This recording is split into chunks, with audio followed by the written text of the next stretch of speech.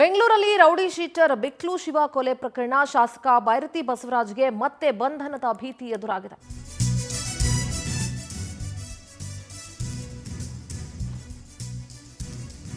ಯಾವುದೇ ಕ್ಷಣದಲ್ಲಿ ಬೇಕಾದರೂ ಬೈರತಿ ಬಂಧನ ಸಾಧ್ಯತೆ ಇದೆ. ಬೈರತಿ ಬಸವರಾಜ್ ನಿರೀಕ್ಷಣಾ ಜಾಮೀನು ಅರ್ಜಿಯನ್ನ ಹೈಕೋರ್ಟ್ನ ನ್ಯಾಯಮೂರ್ತಿ ಸುನಿಲ್ ದತ್ ಯಾದವ್ ಅವರ ಪೀಠ ವಜಾಗೊಳಿಸಿದೆ.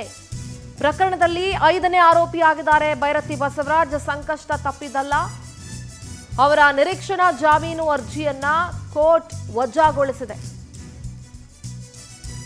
ಬೆಂಗಳೂರಲ್ಲಿ ರೌಡಿ ಶೀಟರ್ ಬಿಕ್ಲು ಶಿವ ಕೊಲೆ ಪ್ರಕರಣದಲ್ಲಿ ಎ5 ಬೈರತಿ ಬಸವರಾಜ್ ಅವರಿಗೆ ಬಂಧನದ ಭೀತಿ. ಯಾವುದೇ ಕ್ಷಣದಲ್ಲಿ ಬೇಕಾದರೂ ಅವರನ್ನು ಅರೆಸ್ಟ್ ಮಾಡೋ ಸಾಧ್ಯತೆ ಇದೆ.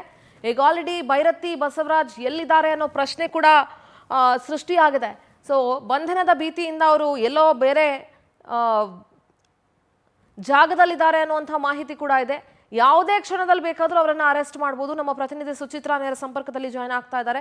ಸುಚಿತ್ರಾ, ಬೈರತಿ ಬಸವರಾಜ್ ನಿರೀಕ್ಷಣಾ ಜಾಮೀನಿಗೆ ಅರ್ಜಿಯನ್ನು ಹಾಕ್ತಾನೆ ಇದ್ರು. ಅದರ ಅರ್ಜಿಯನ್ನ ಈಗ ಹೈಕೋರ್ಟ್ ವಜಾಗೊಳಿಸಿದೆ. ಯಾವುದೇ ಕ್ಷಣದಲ್ಲಿ ಬೇಕಾದರೂ ಅವರನ್ನ ಬಂಧಿಸಬಹುದು ಅನ್ನುವಂಥ ಮಾತುಗಳು ಕೇಳಿ ಬರ್ತಾ ಇದೆ. ಸದ್ಯದ ಅಪ್ಡೇಟ್ಸ್ ಏನಿದೆ ಈ ಪ್ರಕರಣ ಸಂಬಂಧ ಸುಚಿತ್ರಾ? 2025 ಜುಲೈ 15ನೇ ತಾರೀಕು ಭಾರತೀನಗರ ಪೊಲೀಸ್ ಠಾಣಾ ವ್ಯಾಪ್ತಿಯಲ್ಲಿ ರೌಡಿ ಶೀಟರ್ ಬಿಕ್ಲು ಶಿವನ ಕೊಲೆ ಆಗಿತ್ತು. ಈ ಒಂದು ಪ್ರಕರಣದಲ್ಲಿ A1 ಆಗಿ ಜಗದೀಶ್ ಅಲಿಯಾಸ್ ಜಗ್ಗ ಇದ್ರೆ ಅವರ ಆಪ್ತರಾಗಿರುವಂತಹ KR ಪುರಂ ಶಾಸಕ ಬಿಜೆಪಿ ಶಾಸಕರಾಗಿರುವಂತಹ ಬೈರತಿ ಬಸವರಾಜ್ A5 ಆರೋಪಿಯಾಗಿದ್ರು. ಸದ್ಯ ಈ ಒಂದು ಪ್ರಕರಣಕ್ಕೆ ಸಂಬಂಧಪಟ್ಟಂತೆ ಬೈರತಿ ಬಸವರಾಜ್ಗೆ ಬಂಧನದ ಭೀತಿ ಎದುರಾಗಿದ್ದು, ಇದರಿಂದಲೇ ತಮ್ಮ ವಕೀಲರ ಮೂಲಕ ಜನಪ್ರತಿನಿಧಿಗಳ ನ್ಯಾಯಾಲಯದಿಂದ ಒಂದು ಜಾಮೀನು ಅರ್ಜಿಯನ್ನ ತೆಗೆದುಕೊಳ್ಳಕ್ಕೆ ಮುಂದಾಗಿದ್ರು. ಅದರಂತೆ ಅಲ್ಲಿ ಜಾಮೀನು ಅರ್ಜಿ ವಜಾಗೊಂಡಿತ್ತು. ಆ ನಂತರದಲ್ಲಿ ಈ ಒಂದು ಪ್ರಕರಣ CIDಗೆ ವರ್ಗಾವಣೆಯಾಗಿತ್ತು. CID ಅಧಿಕಾರಿಗಳು ಕೂಡ ಬೈರತಿ ಬಸವರಾಜನ್ನ ಬಂಧನ ಮಾಡಬೇಕು ಅಂತ ಹೇಳಿ ಲುಕ್ಔಟ್ ನೋಟಿಸ್ ಅನ್ನ ಕೂಡ ಜಾರಿಯನ್ನ ಮಾಡಿದ್ರು. ಅದಾದ ನಂತರದಲ್ಲಿ ಬೈರತಿ ಬಸವರಾಜ್ ಈ ಒಂದು ಬಂಧನದ ಭೀತಿಯಿಂದಾಗಿ ಹೈಕೋರ್ಟ್ ಮೊರೆ ಹೋಗಿದ್ರು. ಹೈಕೋರ್ಟ್ನ ರಜಾಕಾಲದ ಪೀಠ ಅವರಿಗೆ ಮಧ್ಯಂತರ ಜಾಮೀನನ್ನ ನೀಡಿತು. ಆ ನಂತರದಲ್ಲಿ ಇದನ್ನ CID ಅಧಿಕಾರಿಗಳು ಮೇಲ್ಮನವಿ ಅರ್ಜಿಯನ್ನ ಸಲ್ಲಿಕೆಯನ್ನ ಮಾಡಿದ್ರು. ಸದ್ಯ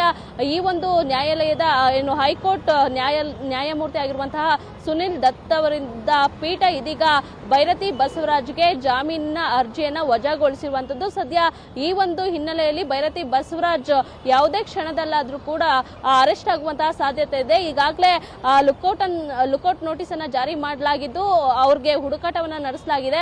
ಸದ್ಯ ಸಿಕ್ಕ ನಂತರದಲ್ಲಿ ಅವರು ಬೇರೆ ದೇಶದಲ್ಲೇನಾದ್ರು ತಲೆ ಮಾಡಿಸ್ಕೊಂಡಿದ್ರೆ ಅಲ್ಲೂ ಕೂಡ ಪೊಲೀಸ್ ಅಧಿಕಾರಿಗಳು ಒಂದಷ್ಟು 4 ತಂಡಗಳ ಮೂಲಕ ಈಗಾಗಲೇ ಹುಡುಕಾಟವನ್ನ ನಡೆಸ್ತಾ ಇರುವಂತದ್ದು. ಸದ್ಯ ಈ ಒಂದು ಪ್ರಕರಣದಲ್ಲಿ ಬೈರತಿ ಬಸವರಾಜ್ಗೆ ಬಂಧನದ ಭೀತಿ ಎದುರಾಗಿರುವಂತದ್ದು. ಸಿಂಧೂರ. ಆಲ್ರೈಟ್ ಸುಚಿತ್ರಾ, ಥ್ಯಾಂಕ್ ಯು ನಿಮ್ಮೆಲ್ಲ ಡೀಟೇಲ್ಸ್ಗಾಗಿ.